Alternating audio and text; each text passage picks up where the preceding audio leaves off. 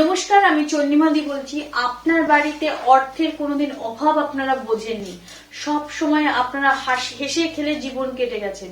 কিন্তু এমন এমন ক্লায়েন্ট আপনারা আমাদের বলেছেন যে আমার বাড়িতে ছেলেকে বা অমুককে বিয়ে দেওয়ার পর, বাড়িতে বউ আসার পরই আমাদের আর্থিকের অবস্থা এত খারাপ হয়ে গেল, দোকানগুলো চলে গেল, ধার দেনা, লোন, চারিদিকে সবকিছু বিক্রি বাট্টা হয়ে গেল। আজকে আমাদের এত রাজপ্রাসাদের মতো বাড়িঘর ছেড়ে আমাদের ভাড়া থাকতে হচ্ছে। তাদেরকে বলছি, নিজের ঘরের বৌমাকে, নিজের ভাগ্যের জন্য নিজের ঘরের বৌমাকে দোষারোপ না করে একটি পান পাতা পূর্ণিমা দেখে কিনে আনুন। প্রতি পূর্ণিমাতে এটা করবেন। সেই পূর্ণিমাতে মা লক্ষ্মীকে স্মরণ করে আপনি আপনার মা লক্ষ্মীর নাম লিখে অর্থ সম্পদের যা পাওনা বা যা মনের ইচ্ছা সেই পানের মধ্যে লিখে আপনি নদীতে ভাসিয়ে দিন।